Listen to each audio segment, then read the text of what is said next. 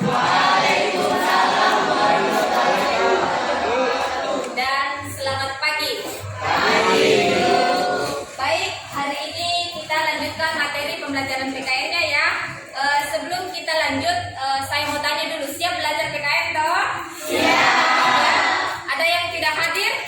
Ada. Siapa?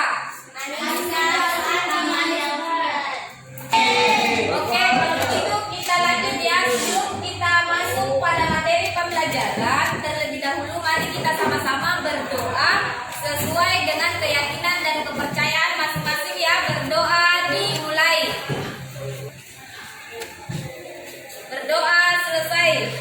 Oke, sekarang kalian sudah duduk berdasarkan kelompoknya masing-masing ya.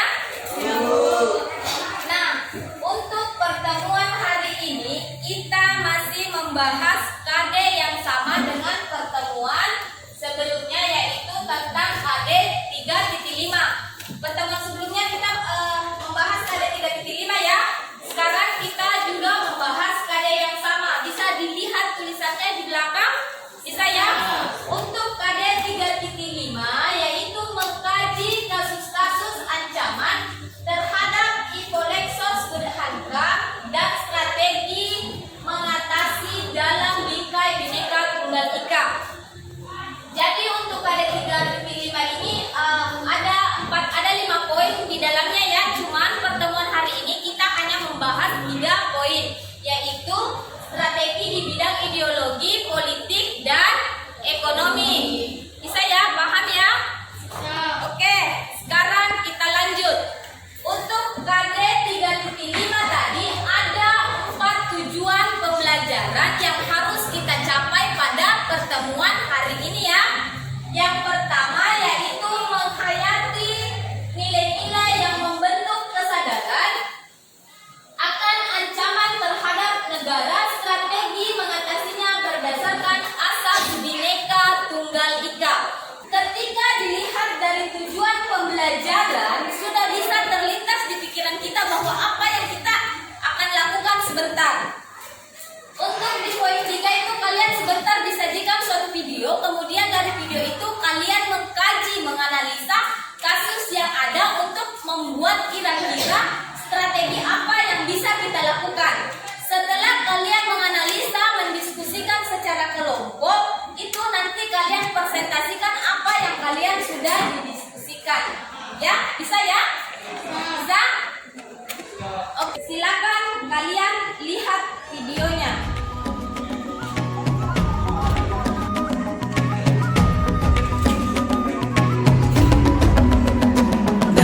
Dan bukalah matamu, saatnya meraih mimpimu. Arahkan pandangan ke depan, Tuhan kan menuntun. Sadarilah masa berganti.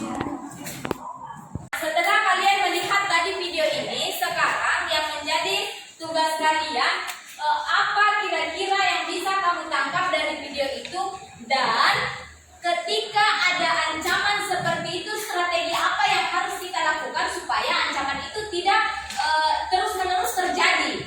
Ya, jadi sekarang silakan masing-masing kelompok untuk mendiskusikan terkait ancaman yang kalian sudah lihat tadi, mencari kira-kira ketika ada ancaman seperti itu, solusi apa yang perlu kita lakukan atau terapkan.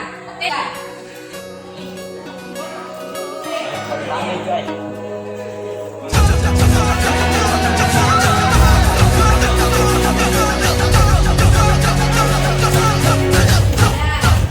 Kita belajar Pancasila.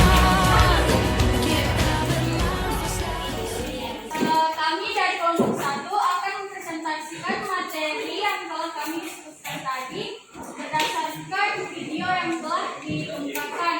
Jadi kami persilahkan Jessica untuk membaca materi.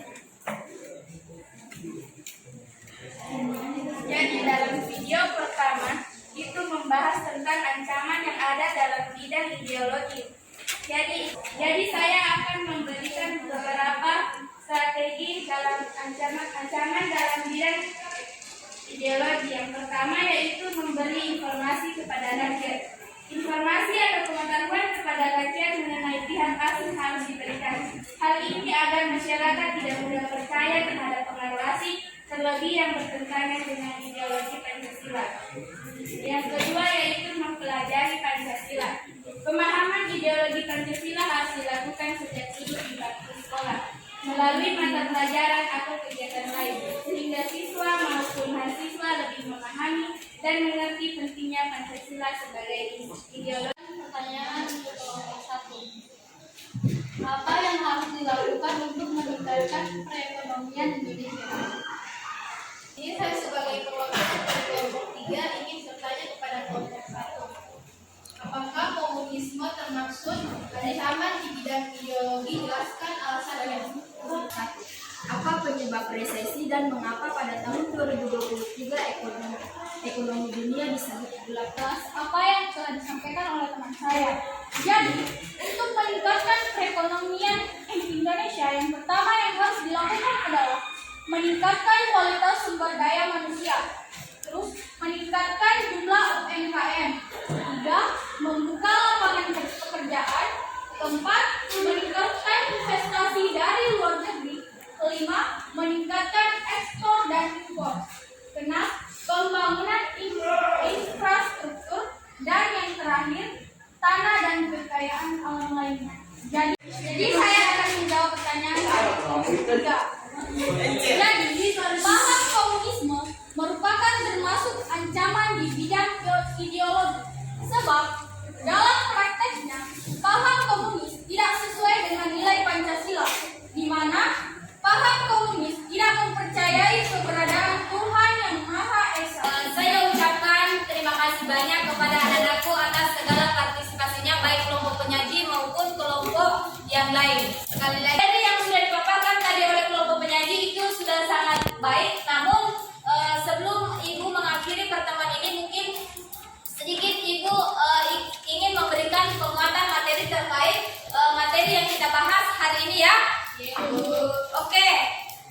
Di sini tadi kita berbicara tentang strategi. Perlu kita ketahui bersama bahwa strategi secara umum itu dapat diartikan sebagai upaya seseorang atau organisasi untuk membuat skema untuk mencapai sasaran yang hendak dituju, atau dapat pula diartikan sebagai tindakan menyesuaikan diri terhadap reaksi ataupun situasi lingkungan yang terjadi. Jadi untuk materi strategi di bidang Ipolexos Burhanbak itu tersisa 2 materi ya, karena hari ini sudah kita bahas 3. Jadi pertemuan berikutnya itu kita membahas 2 materi, yaitu sosial budaya dan pertahanan dan keamanan.